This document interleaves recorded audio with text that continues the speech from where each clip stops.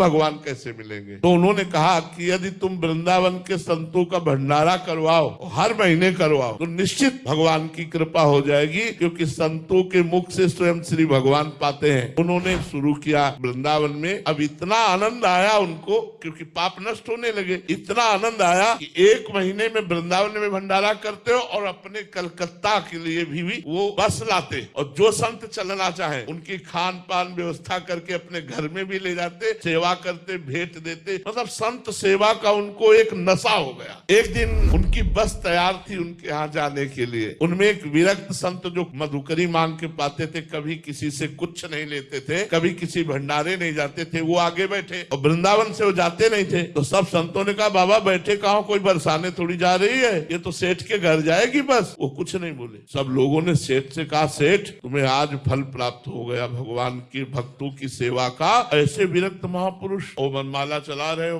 गाड़ी में बैठे गए, वहां पंगत पाई। सेठ को पहले ही सब संतों ने बता दिया था कि वृंदावन से बाहर नहीं जाते, पता नहीं कौन सा तुम्हारा पुण्य उदय हुआ कि तुम्हारे घर आए। वो सेठ गए, प्रणाम किया साष्टांग और कहा, प्रभु आज हम पर कृपा हो गई। उनका चल वृंदावन, बस इतना कहा, चल वृंदावन। तो समझे नहीं पाए कि हम तो वृंदावन से ही लेवा के लाए हैं, वृंदावन तो आते ही जाते हैं, बस इतना ही कहा, चल वृंदावन। और बस गाड़ी में बैठे और चले आए। 2-4 दिन हुए कि एक लड़का था पूरे साम्राज्य का मालिक, एक्सीडेंट में मारा गया। जो ही लड़का मारा गया, घोर दुख। ये भी सब वैभव किसके लिए? तब उन्होंने मन में विचार किया कि भगवान, हम तो सुना था कि आप संतों की सेवा से प्रसन्न होकर के सारे दुख मिटा करके हमें भगवत प्राप्ति कराओगे, और संतों की सेवा सुना था इतने विरक्त संत आ रहे, ये सुख दिया आपने। उन्होंने सब संपत्ति को जो चैरिटेबल है उनमें बांट दिया। और अब कहा कि अब जीवन किस काम का। पति और पत्नी वृंदावन आ गए और बास करके नाम जप करने लगे। फिर एक दिन संत मिले, बोले आ गया वृंदावन?